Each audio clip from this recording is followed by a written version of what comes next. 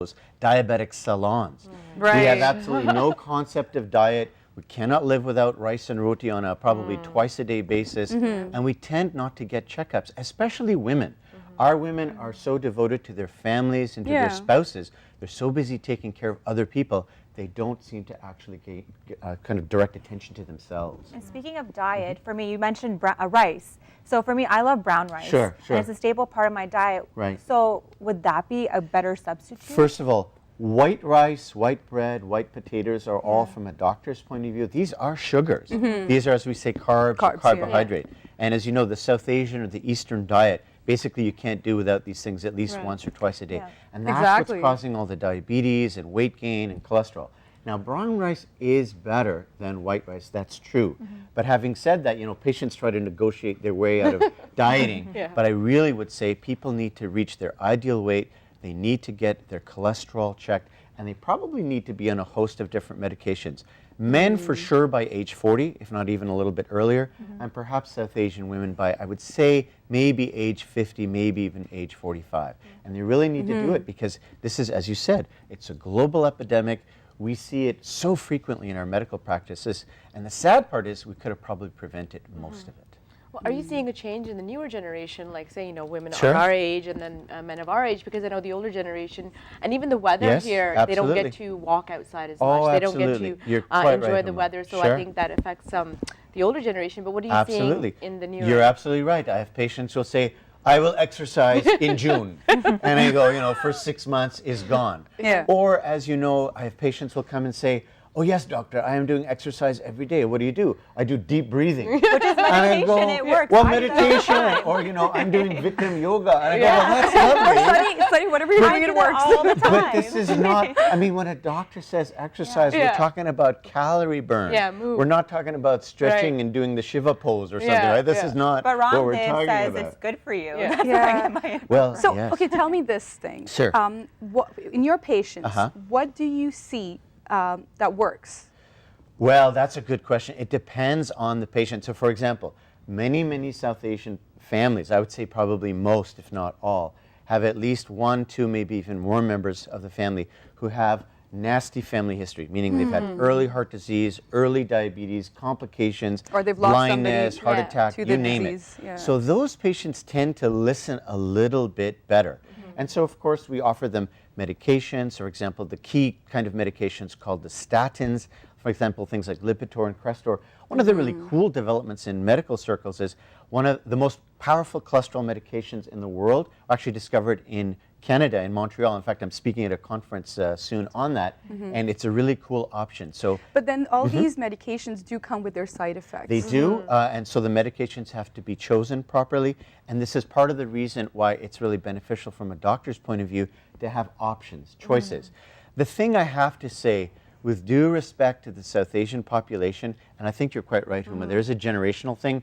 Once you're over the age of something, which I won't say, then all this fancy advice that I'm giving, oh, control your diet and take care of your exercise, enjoying good life and this and that, it doesn't really work. So what That's works? why we got to go to medication. So this is for our audience, and we obviously, all of us, that we care about our community and we care for the progress of the community. So we want everybody to be healthy. Tell us, what is it that... Well, I think Huma's brought up a great point. We need the younger generation as our spies on the older generation to tell us when, you know, mom and dad are cheating. I do that to my dad all the time. When he's eating with Kay, I say, put that laddu down. But you know what? They're also creatures of habit. So I think little baby steps are better. Like, what are the little things the elderly, like the older population can do? Like maybe cut down a little bit of what they're eating. You know, this is a terrible thing that we tell our South Asian patients, and they look at us like we're crazy. There has to be one day you can have rice or roti, and the next day not. And like skip a day. And they look at me and they say, but what will I do, doctor? How can I, you know, I have even one lady, she brought in a sign which took a photograph. It says, no life without rice. And I thought, well, yeah, but you got diabetes and you know, you're like 35 pounds overweight and so on. So in summary, moderation is the key. And we would like to, what a great conversation, I have to say. This is such an important topic. Thank you so much, Dr. Shafiq Qadri, for joining us. Hopefully we'll have you back again. Anytime. We'll be back after this break. I have a friend that likens it to asking somebody about their bank account. Yeah. She's taken it to when anybody asks her about when she's going to start a family, she says, well, what's your bank account looking like these days? Exactly. How much money is in your bank account?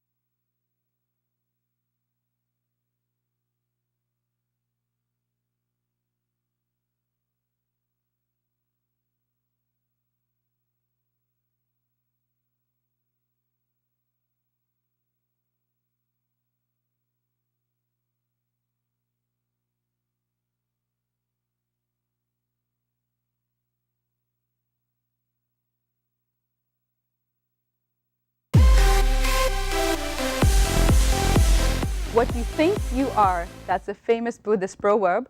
And with us, we have Sandy Rayo, who is a health expert, and she talks about being positively proactive about health. Tell us, how can you, there's a lot of negativity attached to being healthy and losing weight and everything. How do you change your mindset to be positively proactive? Tell us about it. Absolutely, and I'm really glad to be here today to sort of talk about this issue. And I think when people think about health in particular, it's usually in these dichotomies, good or bad, well or ill. And when we go into endeavoring to think around our health, it's most specifically because something has happened, right? And that's a reactive mentality. It's because you've been diagnosed with something or you've gone to the doctor's office and something has happened where you think, okay, now I need to take charge of my health. And we all know the things that we need to do in order to get healthy, whether it be exercise, whether it be, our nutrition, meditation. There's so many different aspects to being preventative or proactive. But why don't we do it? And I think that's the key question. And myself, as a mental wellness expert, I'm always looking at that mind-body connection and that broader sense of health. So when we think about health, we always go straight to physical, but there's your mental health, there's your emotional health, there's your spiritual health, your financial health. All of those things being aligned will get you to that optimized or maximized experience. And when it comes to, like you said, it's about aligning your mind, body, soul. So for a lot of people, they don't even know how to get there because they're so focused on their external life that they completely forget there's a whole internal being inside. So for someone like that who's watching today, what would you say to them in terms of just checking in with who they are within?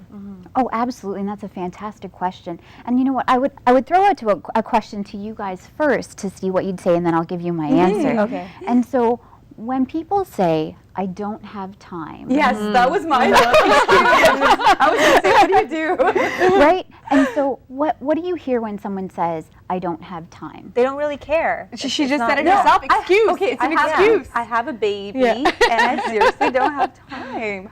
But right? Coming back to you. Right, and so I think the really funny thing is that we all think that, and to a certain point it's true. But you're right that we make time. But how do you make time? There's only 24 hours in a day. How do you make that 25th or that 26th or things like that? So I'm going to ask another again, this is I'm a therapist, so this is the way I do it. But I'm going to ask. We love it. It's like we don't free therapy. We put a wall at the end. We're like, okay. By the end of the segment, you will be cured. If only I could do that quickly. But the second question I'm going to ask is that, you know, do all of you drive? Yes. Yeah. Okay, so when you see that, you know, that signal light that comes on that you're running low on gas or you're empty. Oh, that's me all the time. I cringe. I'm like, I hope my dad pays for gas. But do you ever think, oh, who cares about that? I'll keep going. I'll keep going. I'll keep going. Anytime have you done that? I've done that. And you know what? I know what you're going to say after, but now I feel reluctant because when I see that the gas tank is low, I feel like my energy is running low. So I feel like by, you know, actually filling it up, it fills me up as well. It's like a reflection of my inner self. That's how I see it now. Very good, very good. Well, the next one, how do you fill that up though? Like sometimes it's external things that kind of, you know, suck the life out of you. It could be people, it could be your job, it could be your lifestyle. So how do you kind of refresh yourself? How do you fuel yourself up again? Well, absolutely. And I think the key thing is that there's certain things that we would never do. We would never drive our vehicles without fueling it up. So we are just one miraculous, unique, wonderful machine. And so to think that we can go without sleep and that we can go without food and that we can go without water, it doesn't make sense that we would prioritize our vehicles over ourselves, right? So I just want to pause for that for a second, right? Yeah, my question to that is, how do you know that you're running low? Sometimes you keep going, and you crash, and then that's when you're like, okay, you pass out completely. Absolutely, and I think it's to your point, Sunny, around that self-reflection and really connecting with yourself. Some people, if they don't eat, forget it, get out of their way, right? Or if they don't sleep, like it's not going to be the same for everyone. People are unique in that capacity. But I go back to that car analogy because your emotions are your signal lights. They're your ways to tell you, okay, which direction you're going. And if you know, people will always say, oh, that's not me, or I'm not like that. You get crabby, or it's not like yourself. Like, oh, I'm sorry that I've snapped at my partner, I've snapped at my friends, or I don't seem to have as much patience, right? Those are your signals to know, okay, maybe I'm running low. And so I go back to your time question because it's a really, really big one. It comes up all the time. But it's that idea that all of these self-care things give you time, right? Because if you think about, okay, when you're running low, all the things that you're really good at normally now take you that much longer to do it because you're not processing as quickly. You're not as creative as you usually are. You know, something that you're like, usually that would take me 15 minutes to do is now taking you an hour to do. So if you resource yourself, you get time back. That's people a good don't point. necessarily understand that. So in fact, when people say I don't have time, I say, here, I'm going to give you some. Right? By doing these things, right? You set yourself up in a way that you can actually manage your life and in the way that you really want to. So I really like the way this conversation is going because it's really positive. And it's really about taking control and really having the steering wheel of your life. Absolutely, absolutely. And I think it's wonderful that you use the word control because we always want control. But we try to control things that we have no control over, right? And so worry about them. Exactly. So if my partner could only do this, or if, you know, this person, or if my job, or if my boss, or if all the things that we don't have any control over. And so you don't actually get any benefit of it because you don't have any control and then you don't make any impact. So what if we turn all of that energy inward and we focus on the things that we can control? I can make myself a lunch. I can go to sleep early, right? We're going to ask you a lot more questions and we'd love to hear your answers. Don't go anywhere. We'll be back after this break.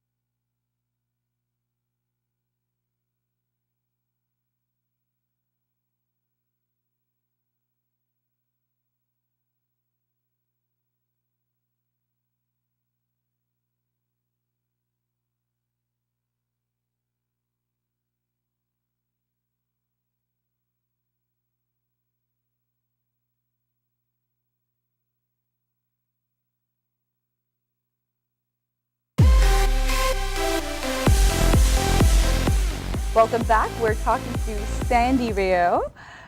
Sandy, to continue on with their topic, what about women who have chronic illnesses or barriers, something genetic that they can't change? How do you get over that? So I think it's a misconception that you can't change, because everyone can. We grow and change all the time, from our cellular levels to our behaviors. But I think it's important that you've mentioned chronic illness, right? And chronic illness, if I could throw that out to the group, I'm curious to know what your perceptions or your thoughts are around chronic illness.